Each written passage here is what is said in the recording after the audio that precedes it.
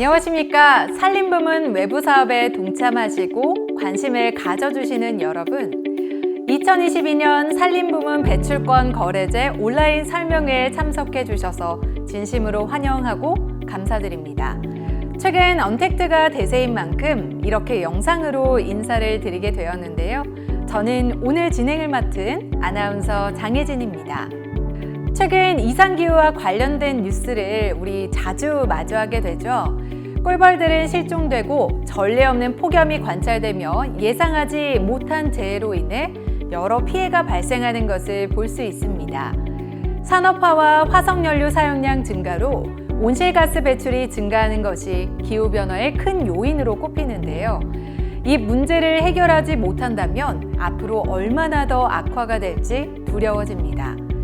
이런 이상기후에 대응하기 위해 전 세계 197개 국가는 온실가스 감축 협약을 체결했습니다. 이산화탄소 배출량 세계 7위인 우리나라는 2015년부터 온실가스 배출권 거래제를 시행하였습니다. 온실가스 배출권 거래제란 온실가스 배출권을 거래하는 제도를 도입함으로써 시장 기능을 활용하여 국가의 온실가스 감축 목표를 달성하고자 하는 사업입니다. 이번 온라인 설명회는 온실가스 배출권 거래제의 일환인 산림부문 배출권 거래제 외부 사업을 많은 분들에게 소개하여 참여를 확산시킬 수 있도록 하는 자리입니다. 다소 어렵게 느껴질 수 있는 2022 산림부문 배출권 거래제 외부 사업이 국가의 온실가스를 줄이기 위한 근간 사업이라고 생각하시고 함께 공감하며 응원해 주시길 바랍니다. 자, 그럼 본격적인 설명의 시작에 앞서서 오늘 소개드릴 산림부문 배출권 거래제 외부 사업에 대한 간략한 소개 영상 먼저 함께 보시겠습니다.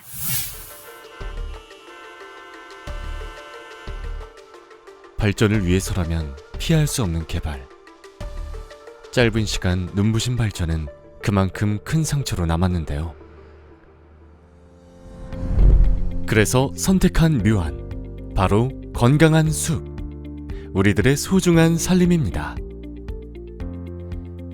갈수록 빨라지고 있는 지구온난화 현상에 대처하기 위해 세계가 주목하고 있는 산림의 순기능, 우리 대한민국 역시 마찬가지인데요. 그 중에서도 정부가 직접 인증하고 운영하는 산림부문 배출권 거래제 외부 사업에 대해 들어보셨나요? 보다 적극적인 산림 경영을 통해 온실가스 배출량 감축은 물론 경제적 이익까지 도모하는 산림부문 배출권 거래제 외부 사업. 조금 더 자세히 살펴볼까요? 지구온난화 속도를 늦추기 위한 세계적인 기류 속에 다가오는 2050년까지 온실가스 순 배출량 제로를 선언한 대한민국. 지난 2015년부터 정부가 정한 온실가스 배출 허용량 기준, 초과한 배출량과 감축량을 서로 거래할 수 있게 한 온실가스 배출권 거래제를 통해 대한민국 녹색 성장의 디딤돌을 마련해 나가고 있는데요. 산림부문 배출권 거래제 외부 사업은 그동안 대규모 산업 분야에만 치중해왔던 온실가스 배출권 거래제를 산림 분야까지 확대한 의미 있는 도전입니다. 그렇다면 산림부문 배출권 거래제 외부 사업, 어떻게 참여할 수 있을까요? 먼저 산림이 아닌 토지 또는 산불 피해지의 새로운 산림을 조성하는 사업이 있고요. 도시 곳곳 도시림과 가로수 등을 조성하는 식생복구 사업이 있습니다. 또한 이산화탄소 흡수가 우수한 인분으로 산림을 갱신하는 사업과 나무가 흡수한 이산화탄소를 대기 중으로 다시 배출되지 않게 하는 목제품 이용 사업까지. 각 사업별 보다 자세한 기준과 절차, 그리고 보상은 한국임업진흥원을 통해 언제든 안내받으실 수 있습니다.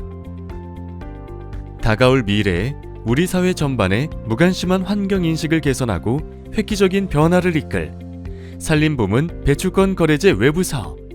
다음 주인공은 바로 당신입니다. 네, 그럼 본격적으로 2022 산림부문 배출권 거래제 외부 사업 온라인 설명회를 시작하겠습니다.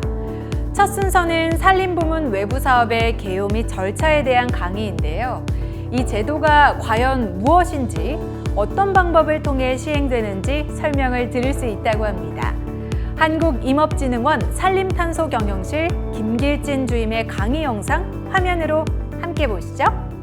네, 안녕하십니까. 첫 번째 강의를 진행할 한국임업진흥원 산림탄소경영실 김길진 주임입니다. 최근 2050 탄소 중립, 제26차 COP 등으로 인해 탄소 흡수원으로서의 산림의 역할은 점점 커지고 있습니다. 이러한 경향 속에 탄소, 산림 관련 제도는 더욱 주목을 받고 있으며 이 둘을 모두 아우르는 제도가 바로 산림부문 배출권 거래제 외부 사업, 이번 강의에서 제가 소개해드릴 제도입니다. 네, 제 강의는 외부 사업에 대한 기초적이고 전반적인 내용을 소개해드리는 것이 목적인 만큼 시청하시는 누구나 쉽게 이해할 수 있도록 구성되어 있으니 경청 부탁드리겠습니다. 네, 목차는 크게 산림부문 배출권 거래제 외부 사업 개요, 외부 사업 방법론 소개 두 가지 주제로 구성되어 있습니다.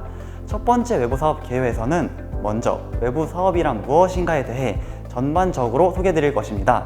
그 후 어떠한 사업이 외부 사업에 참여할 수 있는지, 해당 사업이 참여 이후 어떠한 과정으로 진행되는지, 마지막으로는 현재 산림부문 외부 사업에는 몇 개의 사업이나 참여하였는지에 대해 설명드리며 첫 번째 시간을 마무리 짓도록 하겠습니다. 네, 두 번째 파트는 바로 외부 사업 방법론 소개입니다.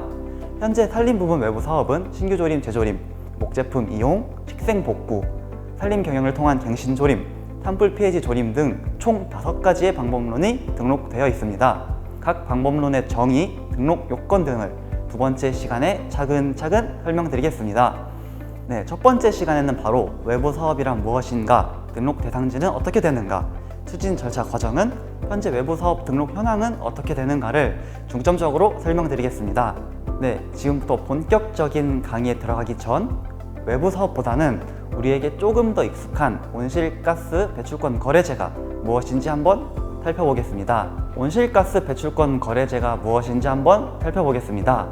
온실가스 배출권 거래제란 정부가 온실가스를 배출하는 사업장을 대상으로 연 단위 배출량을 할당하여 할당 범위 내에서 배출 행위를 할 수 있도록 하고, 할당된 사업장의 실질적 온실가스 배출량을 평가하여 여분 또는 부족분의 배출권에 대해서는 사업장 간 거래를 허용할 수 있는 제도라고 정의되어 있습니다.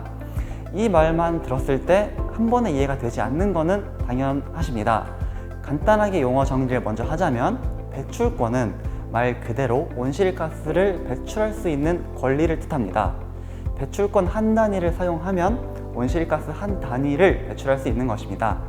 또한 할당받은 업체, 저희는 이를 할당 대상 업체라고 부르는데, 국가 배출권 할당 계획에서 정하는 배출권의 할당 대상이 되는 부문 및 업종에 속하는 온실가스 배출 업체로, 그 기준은 온실가스 배출량이 연간 사업장 기준 25,000톤 이상 혹은 전체 기준 125,000톤을 초과하여 정부가 지정한 업체를 뜻합니다. 즉, 할당 대상 업체에게 배출할 수 있는 권리인 배출권을 지급하여 지급된 배출권 한도 내에서 배출을 허용하고 남은 배출권은 팔거나 부족하면 살 수 있는 제도가 바로 온실가스 배출권 거래제입니다. 그렇다면 이 배출권을 할당받는 것 이외에는 어떠한 방식으로 배출권을 획득할 수가 있을까요? 네, 화면을 보시면 크게 세 가지의 방법이 있습니다. 첫 번째는 온실가스 배출량을 직접 감축하는 방법입니다. 100톤을 할당받은 업체가 설비 교체 등으로 인해 할당 배출량, 즉 100톤보다 적은 80톤을 배출할 시 20톤의 잉여의 배출권을 얻을 수 있습니다. 당연히 이는 시장에서 거래가 가능한 배출권입니다. 두 번째는 배출권을 구매하는 방법입니다.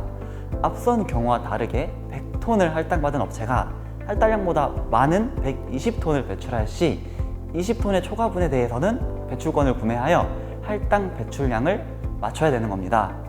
세 번째가 가장 중요한데요. 바로 이번 시간에 제가 소개해드릴 외부 사업에 참여하여 배출권을 획득하는 방법입니다. 간단히 말하면 할당 대상 업체 사업장 외부에서 감축 또는 흡수 활동을 수행하여 배출권을 하는 방법이다. 이 부분에 대해선 다음 장에 자세히 더 설명드리겠습니다. 네, 그렇다면 외부 사업이란 무엇일까요? 우선 온실가스 배출권 거래제 상세 제도에 대해 아시는 게 필요합니다. 상세 제도란 온실가스 의무 감축량을 할당받은 사업장이 해당 영역 외에 감축 혹은 흡수활동을 수행하고 환경부로부터 인증받은 배출권을 사업장의 감축량으로 인정하는 제도라고 명시되어 있습니다. 여기서 가장 중요한 포인트는 해당 영역 외에서 수행하는 감축 혹은 흡수활동입니다. 이 활동이 바로 저희가 소개드릴 외부 사업입니다. 즉 해당 영역 외에서 이루어지는 감축 혹은 흡수 활동이 외부 사업이며 이를 통해 배출권을 획득하는 제도가 온실가스 배출권 거래제 상쇄 제도입니다. 외부 사업을 통해 획득할 수 있는 외부 감축 실적으로 배출권과 같은 효력을 가졌으나 엄밀히 따지면 이는 배출권은 아닙니다. 그럼 여기서 외부 감축 실적이란 무엇일까요? 앞서 봤던 그림을 통해 설명드리겠습니다. 총 3가지가 있는데 첫 번째론 KAU로 불리는 할당 배출권입니다.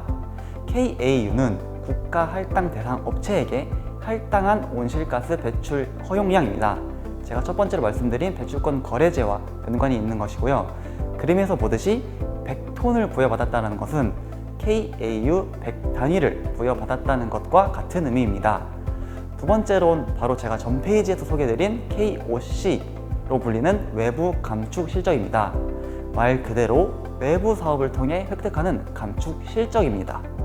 세 번째로는 KCU로 불리는 상쇄 배출권입니다. 셋 다 한 단위의 온실가스를 배출할 때 사용할 수 있다는 것은 동일합니다. 하지만 앞서 말씀드렸듯이 KOC는 엄밀히 따지면 배출권은 아니며 KCU로 전환을 해야만 배출권으로서 사용이 가능합니다. 다만 KOC 자체는 거래는 가능합니다.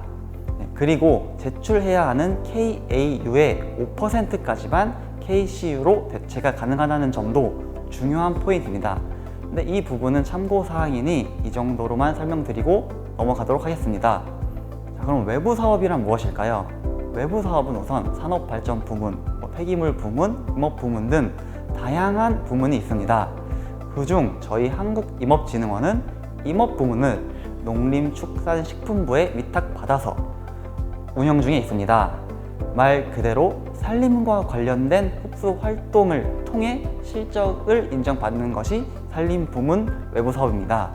여기서 말하는 산림과 관련된 흡수 활동이란 조림, 도시숲 조성 등 다양한 산림 관리 활동 등이 있으며 세부적인 방법은 두 번째 방법론 소개 시간에 더 자세하게 설명드리도록 하겠습니다. 네, 지금까지 배출권 거래제, 상쇄제도, 외부 사업이 무엇인가에 대해서 전반적으로 알아보았습니다. 그렇다면 이제 다음으로 외부 사업에 참여할 수 있는 사업은 무엇이고 참여 후에는 이 사업이 어떻게 추진되고 어떠한 방식으로 실적을 획득할 수 있는지 천천히 살펴보겠습니다. 화면에서 보이듯이 외부 사업을 등록하기 위한 요건은 사업 위치, 자발적 시행, 경제성, 검증 가능성, 방법론, 이행 시기 등 총 6가지가 존재합니다. 첫 번째 사업 위치입니다. 이 부분은 앞선 사업 속에서도 제가 계속 설명드렸듯이 할당 대상 업체 영역 밖에서 진행되어야 한다는 요건입니다. 저희는 이 사업체 영역을 조직 경계라고 불리는데 아래 그림 중 왼쪽은 사업체 영역 안, 즉 조직 경계 내의 나무를 식재한 것입니다. 이는 당연히 외부 사업으로 등록이 불가능합니다. 오른쪽 그림과 같이 조직 경계 외에 나무를 식재하여야 외부 사업으로 등록할 수 있습니다. 네, 두 번째로는 자발적으로 시행해야 한다는 것입니다. 이 자발적이라는 의미는 현행 법 및 제도에 의한 의무사항이 아니어야 한다는 것인데요. 예를 들어 공원을 만들 때 나무를 최소 10본을 반드시 식재해야 한다는 가상의 법이 있다고 해봅시다. 이때 공원을 조성하는 주체가 공원을 만드는데 딱 10본만 나무를 심었다면 해당 공원은 외부 사업으로 등록이 불가능합니다.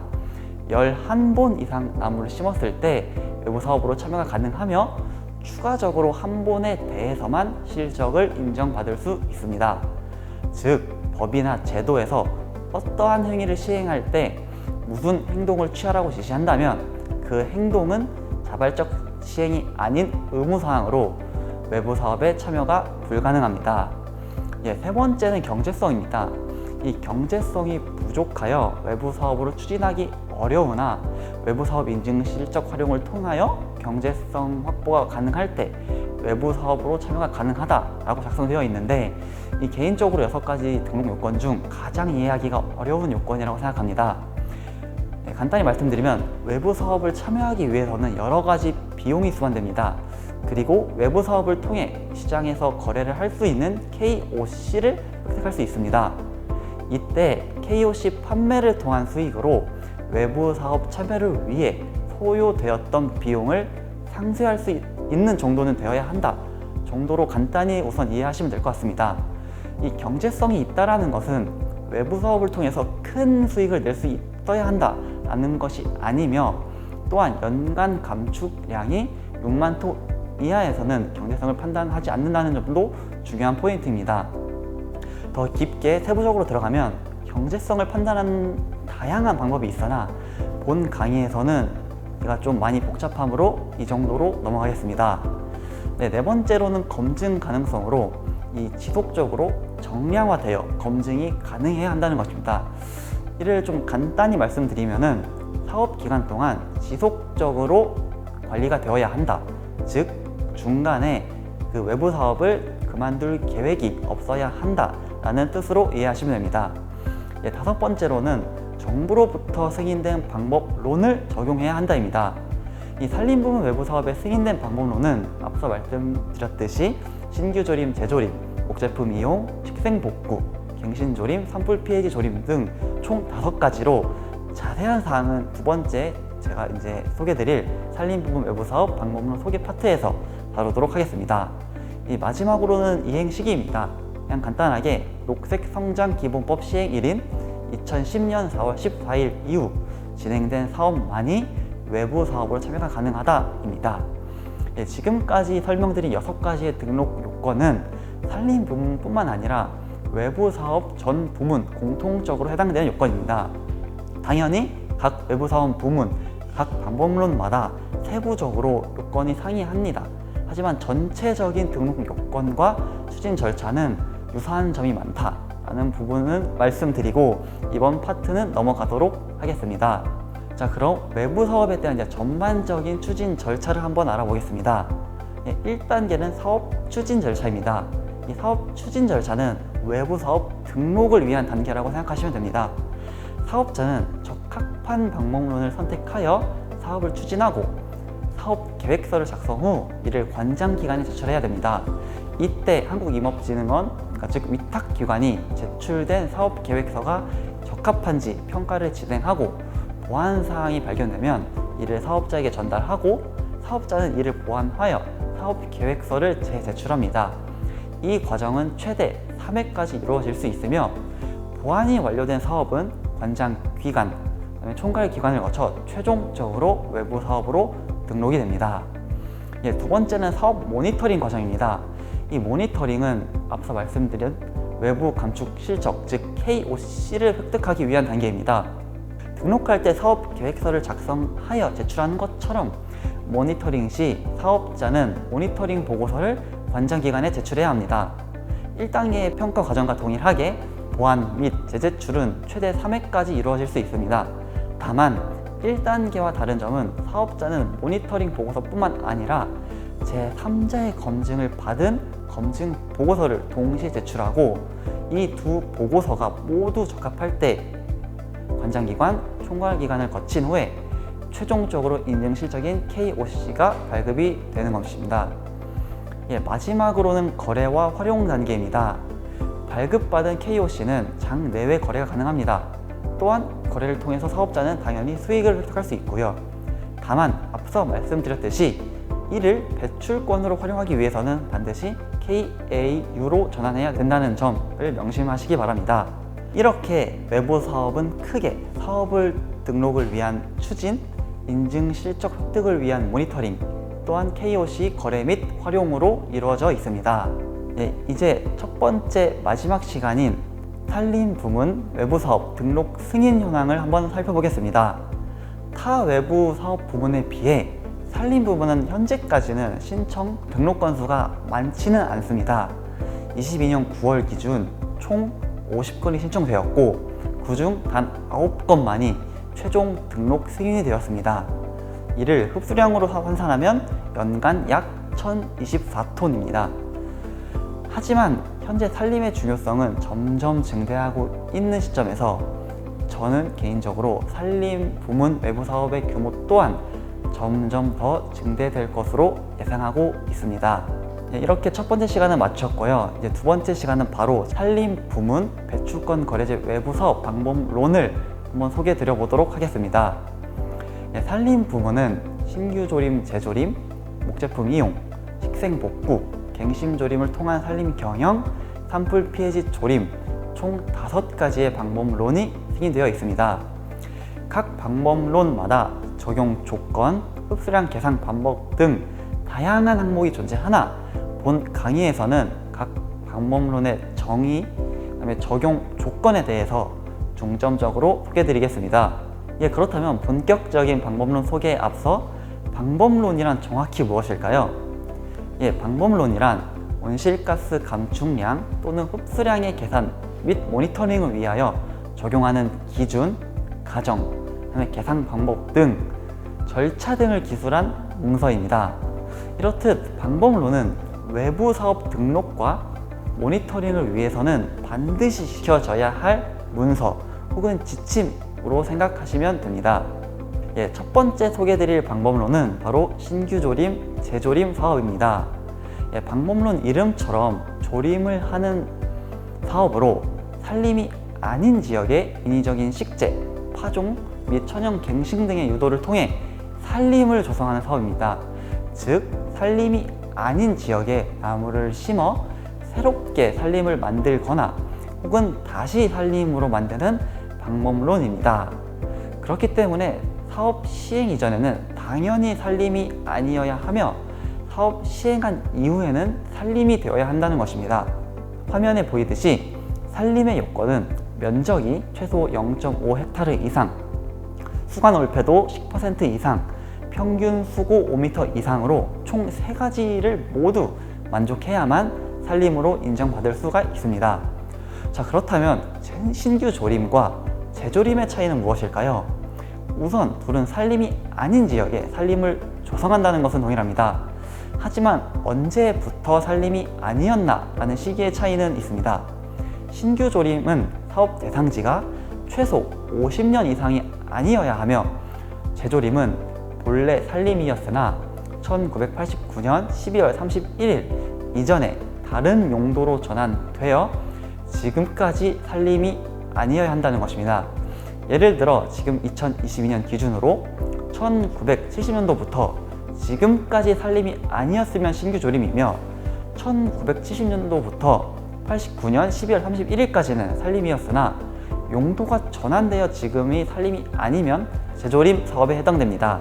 이 둘의 구분 기준은 해외 기준에서 차용했다는 점 말씀드리겠습니다. 두 번째는 목제품 이용 사업입니다. 기본적으로 나무, 목재는 탄소를 저장하는 능력이 있습니다. 그렇기 때문에 목제품을 사용하는 것이 탄소 중립에 기여하는 행위로 볼 수도 있죠. 이러한 생각에서 착안한 것이 바로 목제품 이용 사업의 방법론입니다.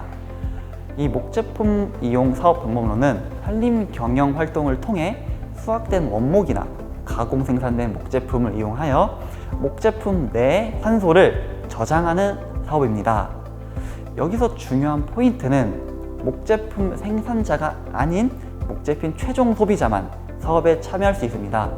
예를 들어 나무 수저 세트를 만드는 공장은 당연히 생산자이기 때문에 사업자가 될 수 없으며 이를 구매하고 사용하는 저희와 같은 최종 소비자가 사업에 참여를 할 수 있는 것입니다.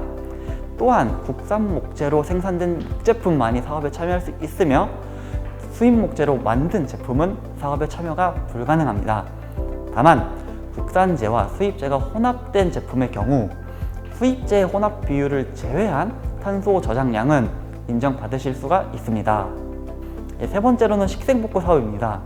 이 식생복구는 산림이 아닌 지역의 도시림, 생활림, 가로수 등을 조성하여 산림탄소 흡수량을 증가시키는 사업입니다. 이 앞선 신규조림, 재조림과 마찬가지로 산림이 아닌 지역에 사업을 시행하는 것은 동일합니다. 하지만 산림이 아닌 도시림, 생활림, 가로수 등을 조성한다는 점에서 차이가 있습니다. 가로수는 무엇인지 알겠는데 도시림, 생활림은 무엇일까요? 이는 도시숲 등의 조성 및 관리에 관한 법률에 따르면 도시림은 도시숲, 생활림은 생활숲으로 정의되어 있는데, 이 도시숲이란 도시에서 국민의 보건, 휴양을 위한 산림, 수목, 그리고 생활숲이란 생활권 국민들에게 경관 제공을 하는 산림, 수목 이런 식으로 기재가 되어 있습니다. 한 번의 이야기가 물론 어렵습니다. 명확한 정의가 궁금하신 분들은 제가 앞서 말씀드린 법률을 한번 확인 부탁드리며 본 강의에서는 간단히 공원의 형태이다 정도로 생각해 주시면 될 것 같습니다. 그리고 식생복구는 현재 산림부문 외부 사업에서 가장 등록이 많이 된 사업이며, 저는 이를 그래도 사업자가 가장 접근하기 수월하지 않을까라는 생각을 가지고 있습니다. 네 번째는 갱신조림을 통한 산림 경영 사업으로 산림에서 기존의 인분보다 이산화탄소 흡수가 우수한 인분으로 조림을 실시하는 사업입니다. 여기서 인분이란 나무의 종류, 나이, 생육 상태가 비슷하여 주위의 다른 산림과 구분되는 범위라고 정의가 되어 있는데, 간단히 말해서 특징이 비슷한 산의 한 구역입니다. 예를 들면 소나무가 많이 심어진 산과 편백나무가 많이 심어진 산은 다른 구역, 즉 다른 인분으로 그냥 간단하게 볼 수 있죠. 아무튼 이 갱신조림 사업이란 기존의 인분, 즉 산림의 한 구역을 모두 벌채한 후 해당 장소에 더 이산화탄소 흡수가 좋은 나무들로 구역을 형성하는 것이다 라고 생각하면 될 것 같습니다. 앞서 신규조림, 재조림, 식생복구와 달리 이 갱신조림은 기존부터 산림인 곳에서 시행하는 사업이며, 산림 경영 계획이 수립된 산림만이 갱신조림에 참여하실 수가 있습니다. 또한 기존의 인분을 모두 벌채를 해야 하기 때문에 해당 산림은 인목 벌채 허가를 받은 산림이어야 한다는 점도 중요한 포인트입니다. 네, 마지막으로는 산불 피해지 조림 사업입니다. 이름은 그대로 산불 피해지에 조림을 하는 사업인데요. 산불인 만큼 당연히 산불 피해 이전에는 산림이어야 하며 응급 복구가 아닌 항구 복구일 때만 사업에 참여가 가능합니다.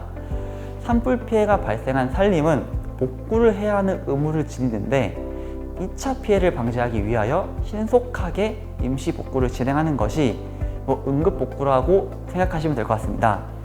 이러한 임시적인 응급 복구가 아닌 항구 복구가 진행된 산림만이 산불 피해지 조림 사업에 참여가 가능합니다.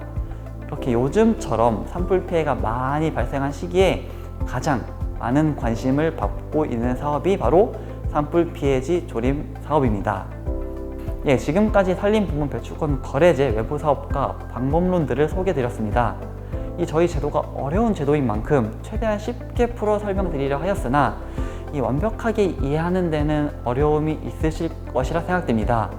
더 궁금하신 사항이 있으시면 화면에 보이는 제 번호로 언제든지 연락 부탁드리며, 지금까지 한국임업진흥원 산림탄소경영실 김길진 주임이었습니다. 감사합니다. 네, 말씀 잘 듣고 왔습니다. 이 사업의 필요성에 대해 쉽게 이해할 수 있도록 설명을 정말 잘해 주신 것 같은데요. 이 영상으로 보다 많은 기업들이 사업에 관심을 갖고 참여해서 목적을 이룰 수 있길 바랍니다. 다음으로 산림부문 외부 사업 추진 전략에 대한 강의로 이어지겠습니다. 사업 등록 방법과 기업, 지자체의 실제 사례를 설명해 주실 예정인데요. 에코다인 장광민 대표의 강의를 함께 만나보시죠. 안녕하세요. 에코다인의 장광민입니다. 산림부문 외부사업 추진 전략 및 등록 사례에 대해서 발표드리도록 하겠습니다. 발표 순서는 외부사업의 추진 전략 및 고려사항, 추진 모델, 등록 사례 순으로 발표드리겠습니다. 먼저 산림부문 외부사업의 추진 전략 및 고려사항입니다. 외부사업 추진 시 크게 4가지 부분에 대하여 고려가 필요합니다. 첫째로 외부사업이라는 제도에 참여하기 위해서는 외부사업의 지침과 프로세스에 대한 이해가 필요합니다. 또한 외부사업에서 요구하는 지침, 방법론, 문서, 양식 등을 준수하셔야 합니다. 두 번째로는 온실가스 감축 활동에 대한 추가성 여부를 확인해야 합니다. 추가성이란 말 그대로 기존보다 추가적인 노력이나 감축 성과가 발생해야 한다는 것을 의미합니다. 따라서 추진하시려는 감축 활동이 법률 등에 따른 의무적인 사항이 아닌 자발적으로 추진되어야 하며 추가적이고 인위적인 활동을 통해 온실가스 감축 성과가 발생하여야 합니다. 셋째로 외부 사업의 운영 및 관리 체계에 대한 구축이 필요합니다. 외부 사업 제도에 참여함으로써 발생하는 행정 절차에 대응하기 위한 관리 체계와 이에 수반되는 예산 확보 등이 고려되어야 합니다. 그리고 등록된 외부 사업으로부터 실질적으로 인증 실적을 확보할 수 있도록 모니터링 체계를 마련하셔야 합니다. 네 번째로 외부 사업은 짧게는 20년에서 길게는 30년 동안 장기적으로 추진되기 때문에 중간에 외부 사업이 중단되거나 방치되지 않도록 사업의 지속 가능성을 확보하는 것이 매우 중요합니다. 이를 위해서는 기관 및 기업의 중장기 전략이나 주요 직책 등과 연계하여 사업의 추진 근거나 당위성 등을 미리 확보해 놓을 필요가 있습니다. 또한 장기적으로 사업이 추진되는 과정에서는 중간중간 담당자나 조직 개편 등이 발생할 가능성이 있기 때문에 외부 사업을 책임 있게 추진할 수 있는 조직 및 담당자를 배정하고 원활한 업무 인계가 가능하도록 업무 매뉴얼을 정비하는 것도 중요합니다. 다음으로는 감축 활동의 규모와 특성을 고려하여 사업 유형을 선택하고 외부 사업을 추진하는 것이 필요합니다. 외부 사업은 규모에 따라 일반 감축 사업, 소규모 감축 사업, 극소규모 감축 사업으로 구분하실 수 있습니다. 국내 여건상 대부분의 사업은 소규모 또는 극소규모 사업에 해당됩니다. 이 중에서 극소규모 사업의 경우 사업계획서의 작성과 등록을 간소화할 수 있는 극소규모 사업계획서를 작성하는 경우가 있습니다. 이를 이제 적극 활용하시면 사업 등록을 기간을 단축하시는 데 도움이 되실 수 있습니다. 다만 아직까지는 식생복구 사업의 방법론에 대해서만 이런 극소규모 사업계획서 양식을 제공하고 있기 때문에 다른 분야의 산림 방법론에 대해서는 극소규모 사업 계획이 개발되었는지 여부를 제공해서 이를 확인해서 활용하시면 되겠습니다. 그러나 이제 극소규모나 소규모 사업의 경우 외부 사업을 추진할 때 필요한 행정 비용을 고려할 때 이런 확보 가능한 배출권의 수익과 대비하여 경제성을 확보하기 어려운 경우가 발생할 수 있습니다. 이러한 경우 동일 유형의 소규모, 극소규모 감축 사업들을 하나의 감축 사업 계획서로 작성하여 등록시키는 묶음 감축 사업의 추진을 고려해 보실 수 있습니다.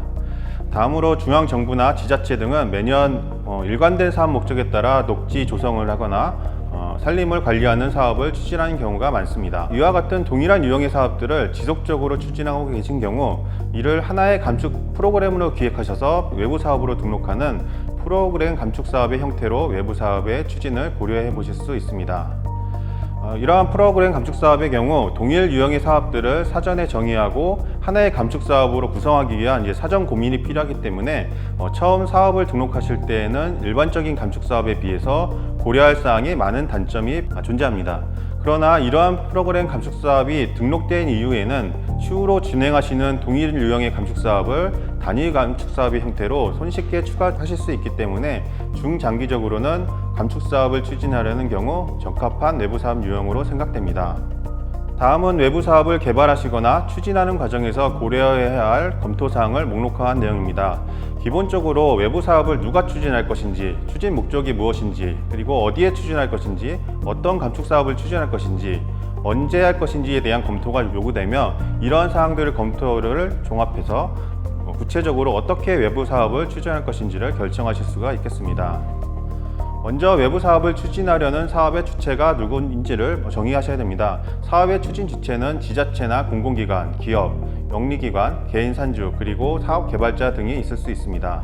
이러한 사업자별로 외부 사업에 대한 니즈나 외부 업무 처리 방식 등의 차이가 있을 수 있기 때문에 특히 다수의 사업자가 공동으로 외부 사업을 추진하신 경우 서로에 대한 각자 추진 주체에 대한 특성에 대한 기본적인 이해를 하는 것이 매우 중요합니다. 특히 지자체와 공공기관, 기업 등의 경우 이런 배출권을 할당한 업체와 비할당 업체의 유무에 따라서 이런 배출권 확보의 필요성이 다를 수 있기 때문에 사업 참여자에 대한 특성을 사전에 이해하실 필요가 있겠습니다. 두 번째 단계에서는 외부 사업을 추진하는 목적이 무엇인지를 확인하셔야 합니다. 사업자가 외부 사업을 추진하는 목적이 무엇인지에 따라 현재 고려 중인 외부 사업의 추진 여부가 고려될 수 있기 때문입니다.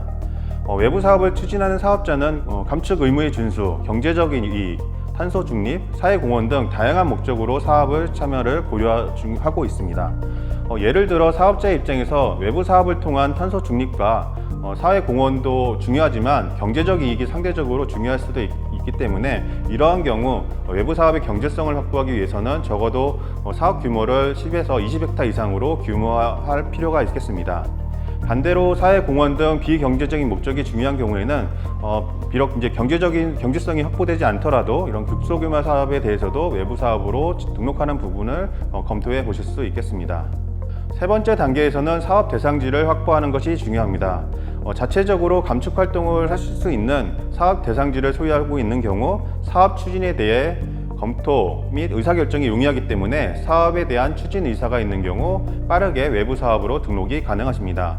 그러나 이러한 사업 대상지가 없는 경우 추진하려는 감축 활동에 있는 사업 대상지를 이제 추가적으로 탐색하는 과정을 거쳐야 되기 때문에 많은 시간적인 소요가 필요할 수가 있겠습니다. 안타깝게도 아직은 이런 사업 대상 부지를 확보하기 위해서는 사업을 추진하시려는 사업자가 개별적으로 관련 지자체 담당자나 개인 선주 등의 이제 개별적인 컨택을 통해서 이런 부지를 확보해야 하는 실정입니다.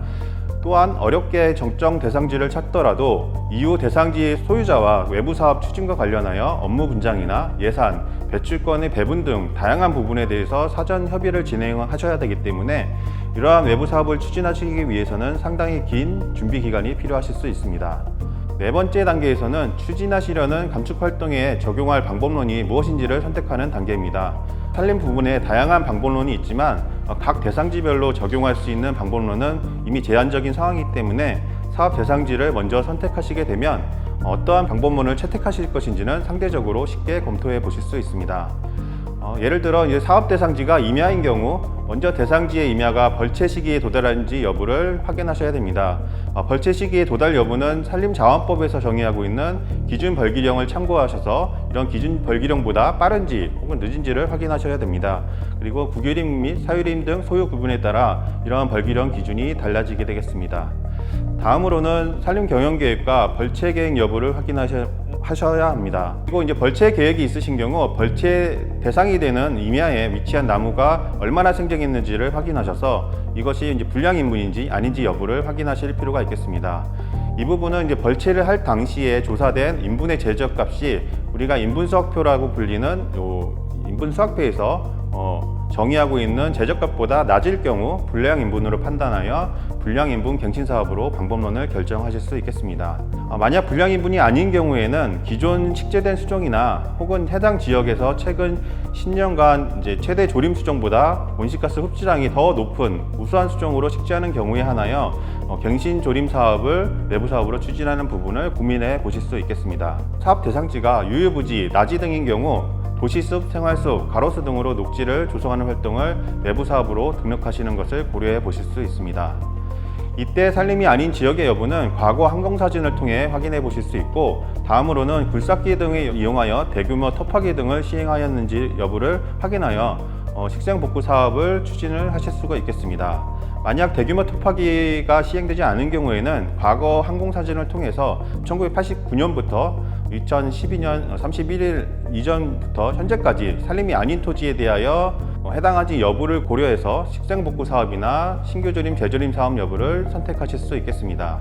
사업 대상지에 산불 피해가 발생한 경우 이를 복구하는 활동을 외부 사업으로 추진하는 것을 고려해 보실 수 있습니다. 국유림의 경우에는 산불 피해지를 국가에서 의무적으로 복구를 하고 있기 때문에 산불 피해가 발생한 산지가 기본적으로는 공유림, 사유림 또는 기염림에 대상하는지 여부를 우선적으로 검토하셔야 됩니다. 다음으로 소관 지자체에 문의하셔서 산림 피해지가 항구복구지 여부에 해당하는지 여부 그리고 응급복구에 해당하는지 여부를 확인하셔야 됩니다. 응급복구지의 경우는 인근 민가 등의 2차 피해가 우려돼서 시급히 복구가 필요한 곳이므로 국가가 의무적으로 복구를 시행하고 있기 때문에 이러한 외부 사업 대상지에서는 제외가 되겠습니다. 다음으로 이러한 복구가 자연복구가 아닌 인공복구를 통한 조림사업이어야 하며 대규모 터파기 등 정리작업이 시행되지 않았음을 확인하여 외부 사업으로 추진을 하실 수 있겠습니다. 다섯 번째 단계에서는 외부 사업의 추진 시기와 등록 시기에 대해서 검토가 필요합니다. 외부 사업의 추진 시기는 외부 사업을 등록 이전에 감축 활동을 추진하셨는지 여부를 고려해야 합니다. 현행의 지침상으로는 2010년 4월 14일 이후에 추진된 외부 사업은 모두 외부 사업으로 등록이 가능합니다. 그러나 너무 과거에 진행된 외부 사업은 증빙 자료 확보에 어려움 등이 있기 때문에 실제 사업 등록의 가능성이 낮을 수 있습니다. 그러므로 가급적 최근 5년 이내에 추진된 사업을 대상으로 사업 등록을 검토해 보시는 것을 권장드립니다. 그리고 앞으로 이런 감축 사업을 추진할 계획이 있거나 혹은 진행 중인 경우에는 외부 사업 등록에 필요한 증빙 자료 제출을 위해서 구체적인 실제 계획이 완료된 시점부터 이런 외부 사업 등록을 추진해 보시는 것이 좋겠습니다. 외부 사업의 신청에서부터 등록이 완료되기까지는 짧게는 6개월, 길게는 1년 이상의 긴 기간이 소요될 수 있습니다. 그러므로 이런 사업 등록 이후에 배출권이 확보가 바로 될 수 있는 것이 아니며 산림 부분의 특성상 사업 등록 이후로부터 최소 5년 단위로 그런 인증이 가능하기 때문에 배출권 확보가 시급히 필요하신 경우 충분히 시간적 여유를 두고 사업을 진행하실 필요가 있겠습니다. 마지막 단계에서는 외부 사업을 추진 여부에 대해서 의사결정을 하셔야 되고 앞에서 검토한 내용을 종합하여 외부 사업을 어떻게 추진할 것인지에 대해서 구체적인 추진 방향을 결정할 필요가 있겠습니다.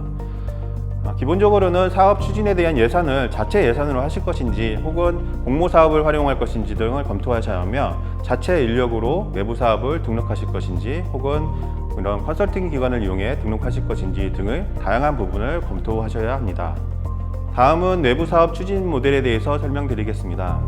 외부 사업을 발굴하는 데 있어서 지방단체의 경우 기존에 추진하시거나 추진 예정인 산림 관련 시책이나 다양한 사업 등을 중심으로 외부 사업의 발굴을 고민해 보실 수 있겠습니다. 대부분의 지자체에서는 매년 벌채 대상지에 대해서 조림 사업을 추진하고 있는 상황인데 이를 온실가스 흡수량 능력이 우수한 수종으로 위주로 수종갱신하는 부분을 검토하시면 이러한 부분에 대해서 외부 사업으로 추진을 검토해 보실 수 있겠습니다. 이 외에도 도심 내 신규로 조성하는 녹지 조성 사업이나 산불 피해지에 대한 복구 사업을 외부 사업으로 추진하는 방안을 검토해 보실 수 있겠습니다.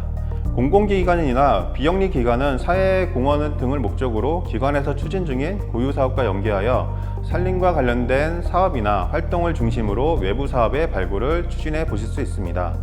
예를 들자면 도로공사의 경우 고속도로 주변의 유의부지를 활용해서 녹지를 조성하는 활동을 혹은 LH공사나 주택공사 등은 주거단지 등을 개발하는 과정에서 녹지 공간을 조성하는 활동을 외부 사업으로 추진하는 방안을 검토해 보실 수 있겠습니다. 기업의 경우에는 사회공헌이나 탄소 중립 또는 ESG 경영 등의 관점에서 기업림이나 유의부지를 활용하는 외부 사업을 발굴하시거나 사회공헌과 연계한 외부 사업의 발굴 등을 검토해 보실 수 있겠습니다. 보유 중인 기업림에 대해서는 벌기량에 도달한 산림을 갱신 조림하는 사업에 대해서 검토해 보실 수 있겠습니다.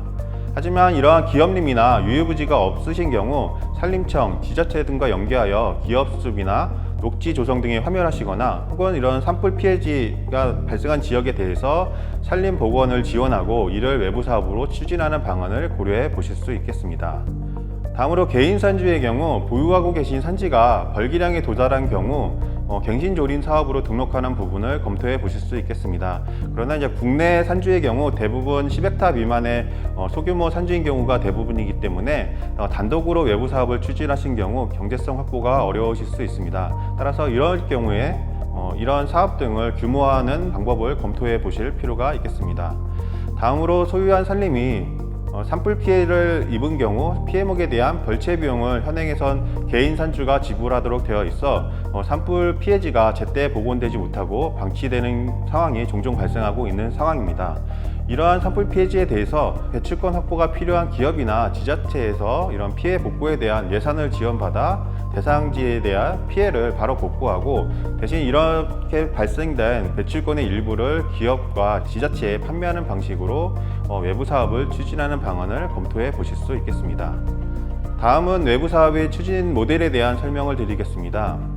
배출권 거래제하에서는 온실가스 감축 의무가 있는 할당업체의 경우 배출권 거래 명세서를 통해 배출권의 배출의 경계가 되는 조직 경계를 확인하고 이러한 조직 경계 외부에서 감축 활동을 하는 사업에 대해서 외부 사업으로 추진을 검토해 보실 수 있겠습니다. 일반적으로 대사업 대상지에서 대상지 조사, 조림 사업 등 산림과 관련된 실무는 해당 지역의 어떤 산림조합이나 어떤 기술사 사무소 등을 통해 시행하는 경우가 대부분이고 외부 사업을 추진하시는 경우 사업 등록과 관련된 업무를 외부 사업과 관련된 컨설팅 기관을 통해 추진하고 계십니다. 지방자치단체의 경우 산림과 녹지과 등에서 매년 정책, 시책의 일환으로 산림을 관리하거나 녹지를 조성하는 사업을 추진하고 있습니다. 이러한 사업 활동을 외부 사업으로 추진하는 모델을 고려해 보실 수 있겠습니다.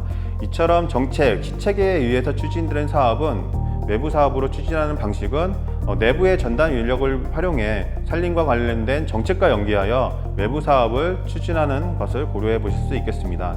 하지만 자체적으로 이런 외부 사업 발굴이 어려운 경우 외부 사업의 컨설턴트 등의 도움을 받아 해당 지자체에서 필요하는 산림 분야 외부 사업의 수요나 목적에 맞춰서 탄력적으로 이런 사업 개발하는 부분을 고려해 보실 수 있습니다. 이때 지자체는 사유림을 대상으로 하는 정책 사업들이 많기 때문에 이러한 산주가 참여하는 경우 산주에 대한 적절한 보상 체계와 손쉬운 참여 방안 등을 고민해 볼 필요가 있겠습니다. 세 번째 모델은 프로그램 감축 사업으로 외부 사업을 추진하는 경우 참고하실 수 있는 사업 모델입니다. 지자체 등에서는 정책과 시책에 따라 매년 일정하게 수행하는 다양한 사업들이 있습니다. 이러한 사업들을 단일 감축 사업의 형태로 다수의 사업을 추진하기보다는 하나의 프로그램 감축 사업의 형태로 개발하여 통합 관리하는 것이 전체적인 사업 관리에 유리하실 수 있겠습니다. 이때 지자체 내부적으로 사업을 발굴하고 관리하기 위한 총괄 관리자를 선정하여 사업을 보다 체계적으로 관리하는 부분을 고려해 보실 수 있겠습니다. 이러한 총괄 관리자는 시군 단위에서 자체적으로 선정할 수도 있고, 이런 부분이 어려운 경우 상위 시도 단위에서 총괄 관리자를 선정하고 산하 시군에 이런 기술 지원을 하는 방식으로 추진하는 사업 체계도 고려해 보실 수 있겠습니다. 또는 필요에 따라 이런 관리자의 역할을 상세사업 전문기관 등에 위탁하여 외부 사업의 전문성도 확보하는 한편 운영 및 관리에 대한 기술적을 지원을 받아보시는 것도 하나의 대안이 되실 수 있겠습니다. 다음은 민간 협력을 통한 외부 사업 추진 시 참고할 수 있는 사업 모델이라고 할 수 있겠습니다. 일반적으로 산림의 관리와 도심 내 녹지 공간의 조성은 지방자치단체가 주체가 되어 국비 보조를 받아 수행하고 있으나 한정된 예산으로 인해 추진하지 못하고 있는 다수의 산림 사업들이 방치되고 있는 상황입니다. 이러한 부분에 대해서 탄소 중립이나 사회공헌 등을 목적으로 배출권 확보가 필요한 민간 투자자가 사업 시업에 대한 투자 및 재정을 지원하고 지원한 비용에 상응하는 배출권을 배분받는 모델을 만들어 외부 사업을 추진하는 것을 고민해 보실 수 있겠습니다. 다음은 지방자치단체의 온실가스 감축 방향성에 대해서 간략하게 설명드리겠습니다. 국내적으로 탄소 흡수원으로서 산림의 역할이 증대되고 있는 상황이고, 특히 탄소 중립 기본법 및 시행령이 시행됨에 따라 지방자치단체에서 앞으로 적극적으로 탄소 중립을 이행할 의무가 부여되어 있는 상황입니다. 이에 따라서 그동안 지자체에서는 산림을 활용한 탄소 흡수원 증진 활동 등을 매년 정해진 예산 내에서 소극적으로 수행해 왔었다면, 이제는 탄소 중립 이행을 위해서는 보다 적극적으로 사업을 발굴하고 추진해야 하는 것으로 감축의 방향성이 변화되고 있습니다. 특히나 지자체는 산림 및 도심 내 녹지의 조성 및 관리에 있어서 사업 시행을 하는 핵심적인 역할을 담당하고 있는 상황입니다. 또한 산지를 보유하고 있는 개인 산주와 감축 활동에 참여 의향에 있는 기업을 연계해 줄 수 있는 가교 역할을 하고 있습니다. 따라서 탄소 중립을 이행하는 데 있어서 앞으로도 지자체의 역할이 매우 중요해질 것으로 예상되고 있기 때문에 앞으로 산림 부분 외부 사업에 대한 지자체의 관심과 적극적인 참여가 요구되는 상황입니다. 기업의 경우에는 최근 조명받고 있는 ESG 경영, 탄소 중립 등 경영 여건이 변화함에 따라서 기존의 나무 심기 행사 참여와 같은 일회성 행사 또는 지원 사업 위주의 활동에서 앞으로는 외부 사업 등과 연계하여 지속적으로 지역사회에 기여하고 감축 활동에 참여할 수 있는 요구가 증대되고 있는 상황입니다. 이와 같은 민간 기업의 산림 부분의 참여는 기업 입장에서는 탄소 배출권을 확보하는 한편 지역사회의 사회공헌 그리고 탄소 중립 이슈에 대응할 수 있는 기회를 주고, 지방자치단체 입장에서는 지역의 탄소 흡수원을 증진을 하고 이를 통해 탄소 중립을 이행하는 한편 산림 분야의 투자 활성화 그리고 탄소 배출권 판매를 통해 지역 경제 활성화하는 데 도움을 줄 수 있는 좋은 상생 모델이 될 수 있을 것으로 예상됩니다. 다음은 산림 부분 외부 사업의 등록 사례입니다. 해당 사례는 한국농어촌공사에서 새만금 간척지를 대상으로 방풍림을 조성하여 온실가스 흡수원을 증진하는 사업으로서 신규 조림 재조림 사업으로 등록한 사례입니다. 약 17헥타의 면적의 방풍링을 조성해서 30년 동안 약 3,700톤의 탄소 배출권을 확보할 수 있을 것으로 예상되는 사업입니다. 다음은 통일희망나무농장 신규 조림 사업 사례입니다. 해당 사례는 한국도로공사에서 관리하고 계신 고속도로 주변에 위치한 유휴부지를 대상으로 탄소흡수원을 확충하는 조리 사업을 실시하고 이를 외부 사업으로 추진한 사례입니다. 각각 사업 대상지가 오창, 의성, 한평 등 소규모로 추진되는 사업을 이제 하나의 감축 사업으로 등록해서 묶음 감축 사업의 형태로 사업을 등록하였습니다. 다음은 전남도청과 순천시청이 업무 협약을 통해 외부 사업의 등록을 추진한 사례입니다. 우리나라 1호 국가정원을 대상으로 하고 있으며 약 4만 본의 교목을 식재하고 있고 이를 식생복구 사업으로 등록한 사업입니다. 전남도청에서는 순천시가 이러한 사업을 외부 사업으로 등록할 수 있도록 기술적, 재정적인 지원을 담당하고 순천시에서는 이런 도내 식생복구 사업 등을 체계적으로 관리하는 형태로 역할을 분담하여 사업을 추진하고 있는 사례입니다. 다음은 지자체와 공공기관이 협력하여 외부 사업을 추진한 사례입니다. 기존의 폐철도 부지로 방치된 지역을 공원화하여 지역 주민 및 방문객에게 도시숲을 제공하는 한편 탄소 배출권을 확보할 수 있게 외부 사업으로 등록한 사례입니다. 공원화를 추진한 포항시에서 외부 사업의 등록을 추진하였으며 공원화 대상지 되는 일부 부지가 폐철도 부지가 철도공단에서 소유하고 있기 때문에 이 부분에 대해서 양 기관 간 업무 협의를 통해 외부 사업으로 추진을 동의하는 방식으로 사업이 추진된 사례입니다. 다음은 공공기관 중 하나인 한국전력공사에서 변전소 주변의 유휴부지를 활용해 외부 사업으로 등록한 사례입니다. 한국전력공사의 경우 배출권 할당 기업으로 온실권 감축 의무가 있기 때문에 탄소 배출권을 확보할 수 있는 외부 사업에 대한 참여를 상대적으로 적극적으로 고려하고 있는 상황입니다. 그래서 이러한 산림 부분 외에도 다양한 외부 사업을 등록하여 추진하고 있는 상황입니다. 해당 사업을 보시면 광명시와 한남시에 각각 유휴부지를 하나의 묶음 사업 형태로 추진한 사례이고 이러한 등록 사례를 표준화하여 향후 전국 사업소로 확대하여 외부 사업을 등록하는 부분을 내부적으로 검토 중이라고 합니다. 다음은 순천시 시의림을 대상으로 갱신조림 사업을 통한 탄소흡선 증진 사업으로 추진한 사례입니다. 순천시는 수종갱신 사업을 추진하는 과정에서 이산화탄소 흡수가 우수한 편백나무, 백합나무 등을 식재하는 것을 권장하고 있으며 이러한 부분을 외부 사업으로 추진한 사례가 되겠습니다. 해당 사례는 순천시 시의림을 대상으로 등록된 외부 사례이지만 향후 이런 개인 산주의 사위림 그리고 산주 단독으로 외부 사업을 추진하거나 혹은 산주와 지자체가 함께 소유권 배분 협약을 통해서 공동사업으로 이러한 내부 사업을 추진하는 데 참고해 보실 수 있는 사례라고 할 수 있겠습니다. 네, 이상으로 발표를 마치겠습니다. 경청해 주셔서 감사합니다. 네, 강의 잘 듣고 왔습니다. 실제 사례를 바탕으로 설명을 해주시니 이해가 더 쏙쏙 잘 되는 것 같은데요. 이제 벌써 마지막 순서로 접어들었습니다. 지금까지는 산림부문 외부 사업이 무엇인지 또 어떻게 진행되는지에 대한 설명을 들었는데요. 사업의 평가에 있어서 주요 고려사항은 무엇일까요? 산림조합중앙회 정종복 과장께서 산림부문 외부사업 평가 항목과 주요 고려사항에 대해 소개해 주실 예정입니다. 그럼 영상을 통해 함께 확인하시죠. 안녕하세요. 2022년도 산림부문 배출권 거래제 외부사업 소개 중 산림부문 외부사업 평가 항목 및 주요 고려사항에 대해 설명할 산림조합중앙회 정종복 과장입니다. 이번 교육은 외부사업 평가 절차 및 산림부문 외부사업 개발의 주요 고려사항 순으로 설명드리겠습니다. 먼저 외부사업 평가 절차에 대하여 설명드리겠습니다. 설명에 앞서 외부사업 타당성 평가란 외부사업 사업자가 외부사업 승인 신청을 위해 작성한 사업계획서를 관련 기준에 맞게 작성되었는지 평가하기 위하여 부분별 관장기관의 장이 수행하는 체계적이고 독립적이며 문서화된 프로세스를 의미합니다. 외부사업 타당성 평가 절차는 상세 등록부를 통해 외부사업자가 외부사업 승인 신청을 올리면 한국임업진흥원의 외부사업 담당자가 산림부문 외부사업 평가팀을 지정하여 사업계획서의 완전성 평가 및 기술평가가 이루어지게 되며 그 결과를 한국임업진흥원을 통해 인정위원회로 제출되게 됩니다.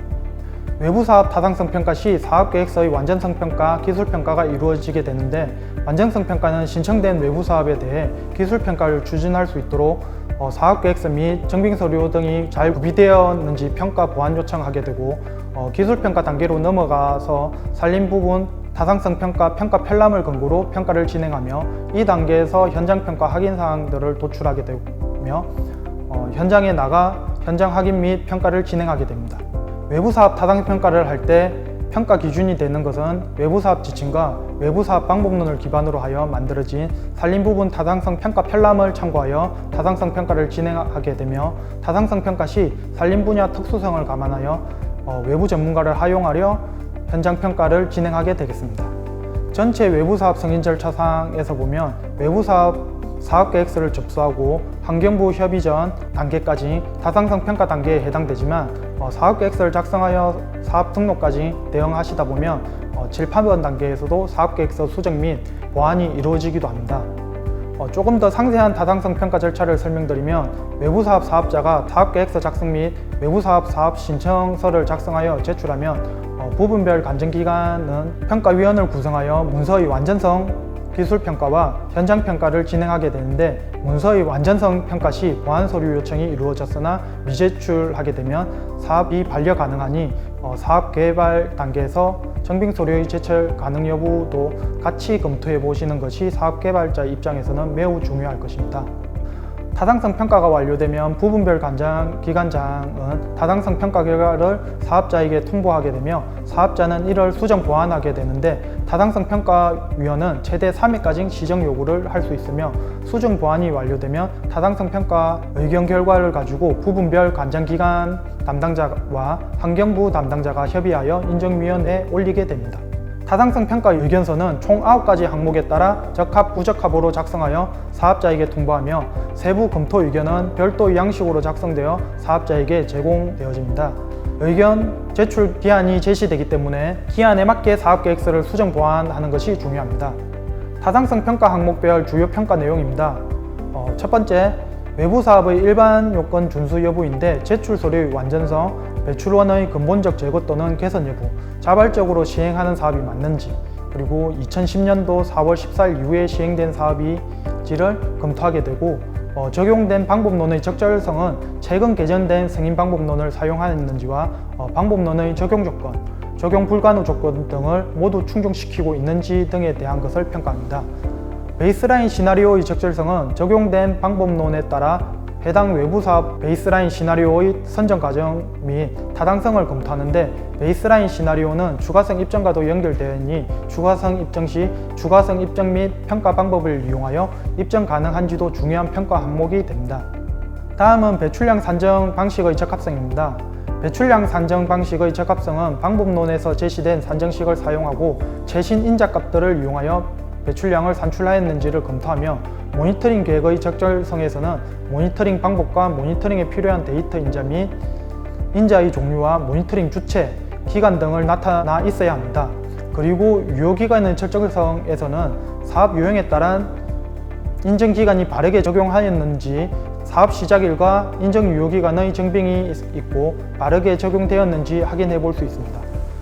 외부사업 중복 등록 여부는 사실상 국내에 등록되는 산림부분 상세사업의 종류는 산림청 4205형 산림탐소 상세제도와 외부사업밖에 없지만, 타 부분에서는 CDM 사업이라든지 VCS 사업으로 개발되는 경우도 있어 사업계획서 중복 등록 여부는 타당성 평가위원의 요청이 있다고 하면 CDM, VCS 사업 등 다른 상세 제도들도 검토할 필요가 있습니다.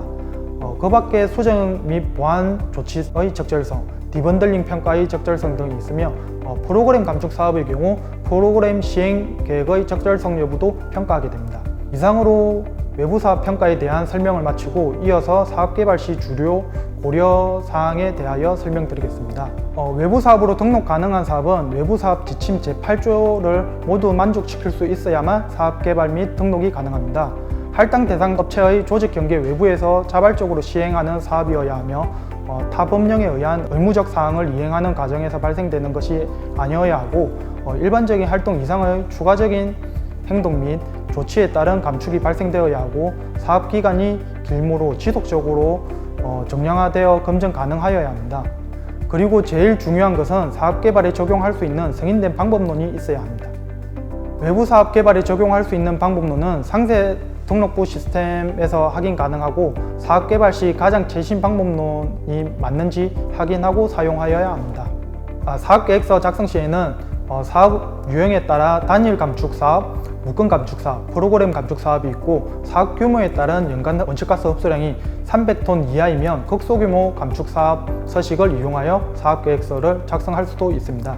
사업계획서는 사업 개요, 베이스라인 및 모니터링 방법론, 온실가스 감축량 산정, 모니터링 계획, 참고 자료, 사업자 정보 등의 항목으로 구성되며 사업계획서를 작성할 때에는 사업계획서에서 내용과 이를 증빙할 수 있는 증빙 서류들이 있어야만 타당성 평가 시 문제없이 사업 등록이 가능할 것입니다.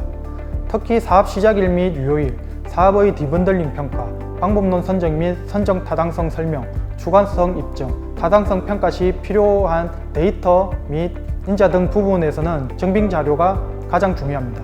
먼저 사업 시작일 및 인정 유효기간 시작일에 대하여 이야기 드리자면 사업 시작일 설정은 외부사업 지침에 따라 외부사업 시행과 관련된 계약일, 외부사업 시행과 관련된 최초 지출일, 외부사업 작업 실행 또는 장치의 설치 시작일 중 가장 빠른 날을 시작일로 하며 인정 유효기간 시작일은 반대로 모든 행위가 마무리되는 날짜를 인정 유효기간 시작일로 보고 있다는 점을 생각하고 사업 개발을 하여야 합니다.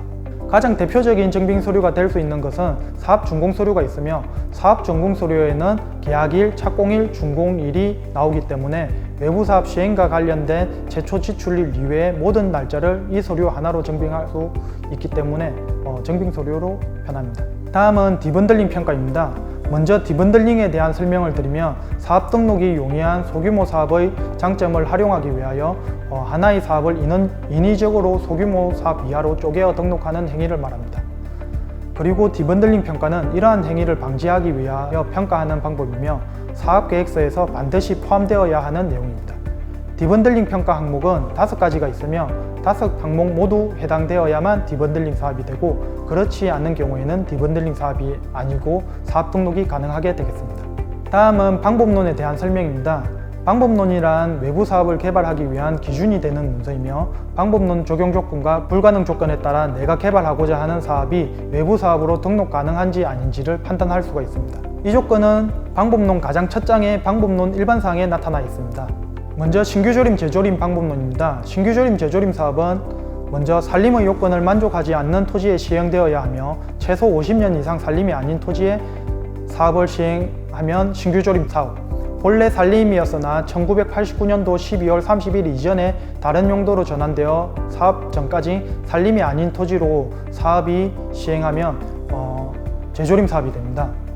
이러한 적용 조건을 국토지리정보원 과거 항공사진과 위성사진 등을 통해 증빙할 수 있으며 만약 과거 항공사진이 없고 지목상 임야가 아닌 경우에는 토지대장과 확인 가능한 위성사진 등을 이용하여 설명할 수가 있을 것입니다.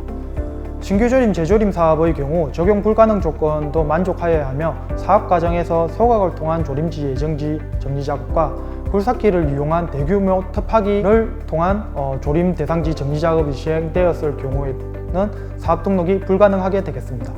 다음은 식생복구 사업입니다. 식생복구 사업은 기본적으로 신규조림 재조림 방법론 적용이 불가능하고 공업 및 가로수를 조성하는 사업에 적용 가능한 방법론입니다. 그리고 식생복구 사업 방법론에서는 별도의 적용 불가 조건은 없습니다. 다음은 목제품 이용 사업입니다. 방법론 적용 조건을 보면 우리나라에서는 산림법에 따라 불법 벌채는 어려우므로 국산 목재를 이용하는 사업이라고 하면 사업 개발이 가능합니다. 다만 이를 증빙하려고 하면 매우 까다로운데 사용된 목재의 이력에 대한 증빙이 필요하여 산림인증임에서 생산되어 COC 인증 유통 라인을 타고 생산된 목재를 이용하여야만 적용 조건과 적용 불가 조건을 기준을 만족시킬 수 있는 증빙 서류를 갖출 수 있어 타당성 평가위원회에 따라 사업 개발이 힘들어질 수 있는 사업인 것 같습니다. 다음은 갱신조림을 통한 산림경영 사업 방법론입니다. 갱신조림은 신규조림 재조림 사업과 달리 산림의 요건을 만족하는 토지에 적용할 수 있으며 반드시 산림경영 계획이 수립되어 있는 지역에 개발 가능합니다. 그 밖에 임목벌채 허가를 받고 벌채 및 조림을 시행하는 조건도 있으나 우리나라 산림법에 따라 불법 벌채는 불가능하기 때문에 크게 문제되는 조건은 아닙니다. 그리고 갱신조림 방법도 적용 불가능 조건은 없습니다. 이 밖에 산불 피해지 복구조림 방법론도 있는데 산불 피해지 복구조림 사업을 고려하시는 분들은 앞서 이야기한 상세사업 등록부 시스템에서 해당 방법론을 찾아 방법론을 확인하고 사업 개발성을 판단하여 진행하시면 될 것 같습니다. 다음은 추가성 확인 부분입니다. 상세 사업을 개발하는 데 있어 가장 어려울 수 있는 부분이 법적 제도적 추가성 확인인데, 사업 개발 시 연관되는 모든 법률을 사업 개발자가 알고 있기 힘들기 때문에 일반적으로 사업 실행 단계에서 인허가와 관련되어 검토되는 법률들을 기본적으로 하시고, 필요한 경우 전문가의 의견도 들어 최대한 누락되는 법률 없이 검토가 필요한 부분이 되겠습니다. 단적으로 보시면 우리나라 산림법상 벌채 및 훼손지에 대한 조림은 의무사항으로 되어 있어 수종갱신사업에서는 수종상 추가성이 확보되어야 사업 개발이 가능하고, 가로수 조성 사업의 경우에도 산림자원법상 의무사항으로 되어 있어 산림자원법 제정 이전에 개설된 도로에서 식재하는 가로수 조성 사업 또는 설계 시 방영된 식재 수종보다 시행 시 설계 변경을 통해 흡수량이 더 높은 수종으로 식재하는 등 추가성이 확보되어야 사업 개발이 가능하겠습니다. 다음은 베이스라인 시나리오의 설정과 흡수량 산정에 대한 설명입니다. 베이스라인 시나리오가 기반이 되어 베이스라인 흡수량이 산정되기 때문에 베이스라인 시나리오를 어떻게 정하는지가 사업계획서 작성 시에 매우 중요한 사항입니다. 그리고 이러한 베이스라인 시나리오의 타당성을 뒷받침할 수 있는 정빙 서류를 구비하는 것도 중요합니다. 각 방법론별 베이스라인 시나리오 설정 방법 또한 방법론에서 설명하고 있습니다. 신규 조림, 재조림, 식생복구 사업의 경우 기본적으로 단연생, 초분 및 간목이 없으면 0으로 하고 있고, 만약 단연생, 초분과 간목이 생존하고 있다면 온실가스 흡수량을 산정하여 베이스라인 흡수량을 산정하여야 합니다. 그리고 갱신조림, 산불 피해지 복구조림의 경우 식재 가능성이 가장 높은 수종을 베이스라인 시나리오 식재 수종으로 설정하게 되는데, 이력 기반, 법률 기반, 간행 기반 등에 따라 식재 수종을 선정하고 있으나 일반적으로는 정빙이 어려워 간행 기반에 따라 10년간 통계 연보 자료를 참고하여 가장 식재가 많이 되는 수종을 베이스라인 식재 수종으로 선정하여 흡수량을 산정합니다. 신규 조림, 재조림 사업 베이스라인 흡수량 산정입니다. 앞서 설명에서 이야기하였듯이 기본적으로 사업 대상지가 나지로 방치되어 관리된 경우에는 베이스라인 흡수량을 0으로 산정할 수 있으나 단연생, 초본과 간목이 우점하는 경우에는 아래의 산정 방법에서 나온 계수를 적용하여 흡수량을 산정하여야 합니다. 산정 방법은 면적 곱하기 탄소 저장량 곱하기 탄소 전환 계수를 하여 이산화탄소 흡수량을 산정하게 됩니다. 다음은 갱신조림 사업 베이스라인 흡수량 산정입니다. 산불 피해 복구 조림 사업도 유사하나 같은 방법으로 베이스라인 시나리오를 설정하면 되겠습니다. 앞서 이야기 드린 대로 벌채 또는 산불 피해 후 가장 식재 가능성이 높은 수종으로 베이스라인 시나리오상 식재 수종이 되며, 이를 정빙하는 방법으로는 과거 식재 이력을 정빙할 수 있는 경우는 이력 기반에 따라 과거 식재 수종을 조림 수종으로 선정할 수 있지만, 그렇지 않은 경우에는 간행 기반에 따른 10년치 통계 연보상 가장 많이 식재되고 있는 수종을 선정합니다. 이때 중요한 것은 실제 식재를 계획하고 있는 수종이 베이스라인 시나리오상 식재 수종보다 탄소 흡수량이 낮은 수종이라면 추가성이 확보되지 못하는 사업이기 때문에 개발이 불가능하게 되겠습니다. 아래 표는 기간별, 수종별 헥타당 제적 생장량입니다. 참고하시면 되겠습니다.